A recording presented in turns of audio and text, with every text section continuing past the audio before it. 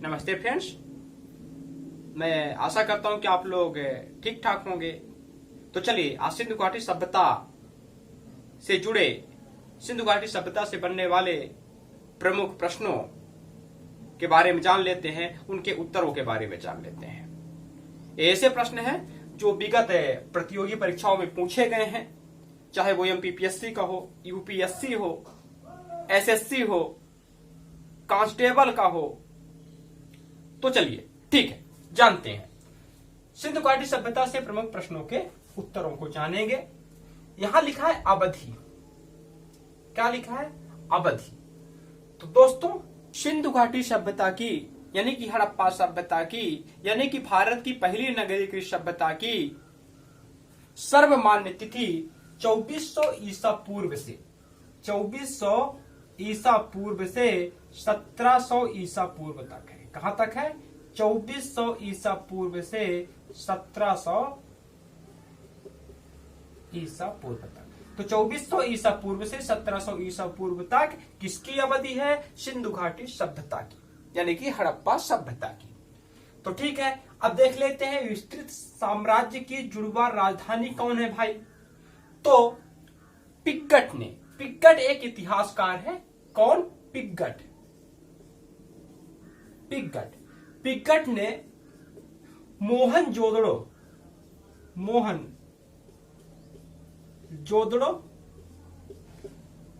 और हड़प्पा को,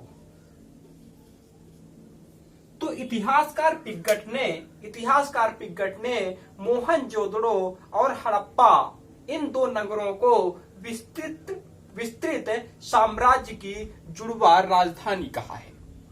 आपसे पूछा जा सकता है कि सिंधु घाटी सभ्यता के अंतर्गत विस्तृत साम्राज्य की जुड़वा राजधानी किसे कहा गया है? तो बता देंगे कि विस्तृत साम्राज्य की जुड़वा राजधानी पिग्गट ने मोहनजोदड़ो और हड़प्पा को कहा है।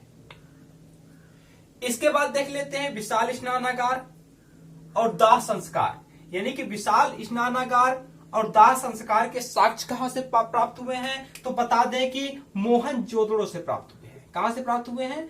मोहनजोदड़ो से।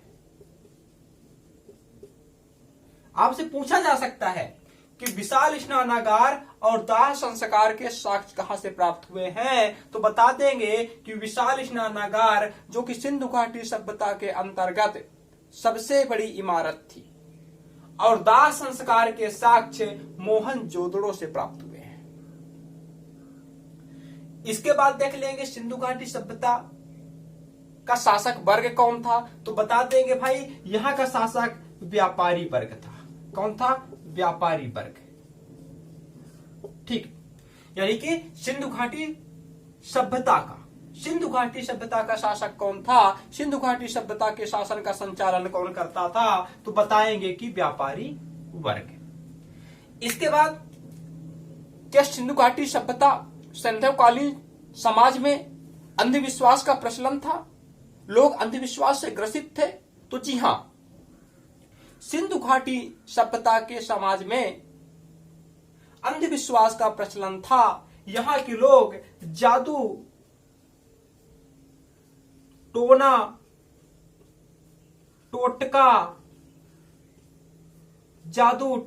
टोटका पर विश्वास करते थे, और इनसे बचने के लिए झाड़ फूंक की सहायता लेते थे।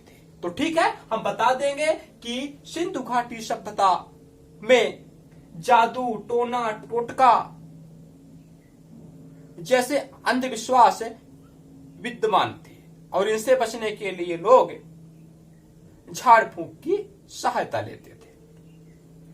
अब पूछ रहा है कि नगर जिसके दरवाजे, वह कौन सा नगर था जिसके दरवाजे मुख्य सड़क की ओर खुलते थे?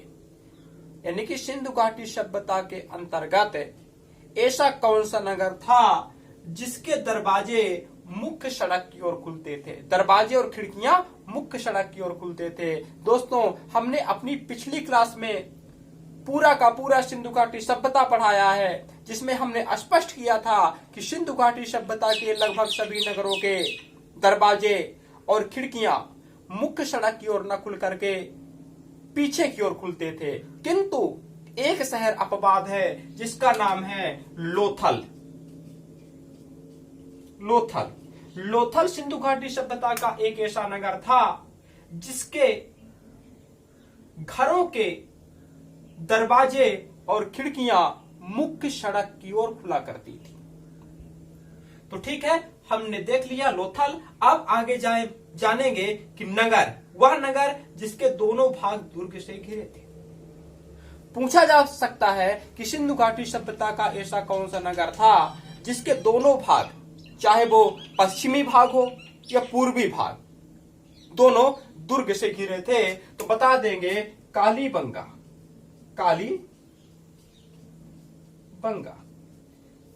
दोस्तों, सिंधु घाटी सभ्यता के अंतर्गत जितने भी नगर थे उनको दो भागों में बांटा गया था, पश्चिम में दुर्ग और पूरब में निचला नगर। यानी कि पश्चिमी जो भाग होता था नगर का, उसे दुर्ग से, उसे चिर प्राचीर दीवारों से घेरा जाता था, किंतु जो पूर्वी नगर होता था, वो निचला नगर होता था, उसे दुर्ग से नहीं घेरा जाता था। किंतु सिंधु घाटी सभ्यता का एक ऐसा नगर कालीबंगा है जो इन विशेषताओं को लेकर अपवाद प्रकट करता है। यानी कि कालीबंगा के दोनों नगर, चाहे वो पश्चिमी नगर हो या पूर्वी नगर हो, दोनों नगरों को किलों से, दुर्ग से घेरा गया था, सुरक्षा प्रदान किया गया था। तो ठीक है, यदि पूछ लेगा सिंधु घाटी सभ्यता के अंतर्गत वह कौन सा नगर है जिसके दोनों भाग सुरक्षा की दृष्टिकोण से चिर प्राचीर दीवारों से घेरे गए थे, दुर्गों से घेरे गए थे, तो बता देंगे कालीबंगा। फिर लिखा है त्रिमुखी देवता, जिसे कि इतिहासकार मानते हैं कि ये भगवान शिव थे, पशुपतिनाथ थे। तो ठीक है, त्रिमुखी देवता यानी पशुपतिनाथ, काजल, पाउडर की डिब्बियां, 100 दफन के साक्ष्य, स्वास्तिक चिन्ह और गधे का साक्ष्य कहां से प्राप्त हुआ है? तो बता देंगे हड़प्पा से प्राप्त हुआ है। कहां से? हड़प्पा से प्राप्त हुआ है। देखना, हड़प्पा से मूल रूप से क्या क्या प्राप्त हुआ है जो परीक्षा की दृष्टिकोण से बेहद इंपॉर्टेंट है।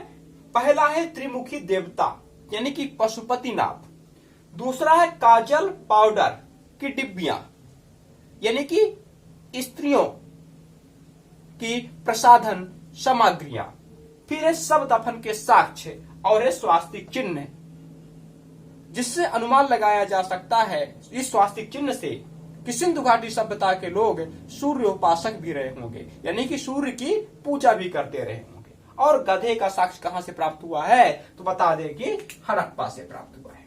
ठीक है, फिर लिखा है अग्निवेदिकाएं, यज्ञ कुंड मूल रूप से कहां से प्राप्त हुए हैं? तो बता दें कि अग्निवेदिकाएं, यज्ञ कुंड मूल रूप से लोथल प्लस कालीबंगा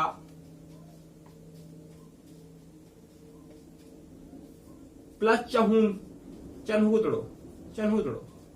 तो ठीक है, अग्निकुंड के साक्ष्य यानी कि अग्निकुंड के साक्ष्य या यज्ञ कुंड के साक्ष्य या अग्निवेदिकाएं, आप जो भी बोले वही बात है। इन सब के साक्ष्य कहां से प्राप्त हुए हैं? लोथल से, कालीबंगा से, चन्हुदड़ो से। तो ठीक है, आगे चलते हैं। लिखा है पूजा। सैंधवकालीन समाज के लोग किनकी पूजा करते थे? तो बता दें कि सैंधवकालीन समाज प्रकृति पूजक था। कैसा था भाई? प्रकृति पूजक था, प्रकृति पूजक।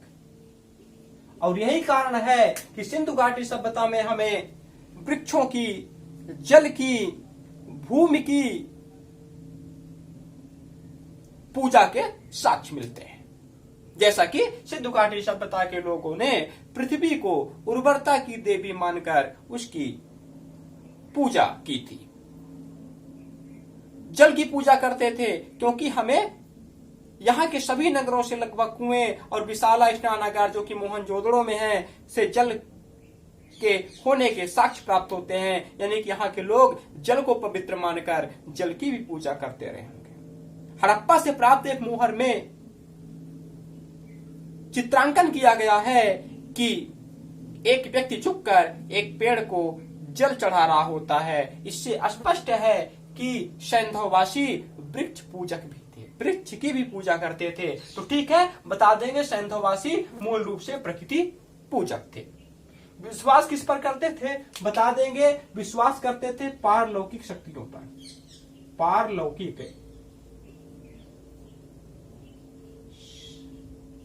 शक्तियों पर। क्या ये पुनर्जन्म पर विश्वास करते थे? तो जी हाँ, बिल्कुल ये लोग पुनर्जन्म पर भी विश्वास करते थे। हम आपको बता दें कि सैंधवकालीन लोग पारलौकिक शक्तियों पर विश्वास करते थे, पुनर्जन्म पर विश्वास करते थे।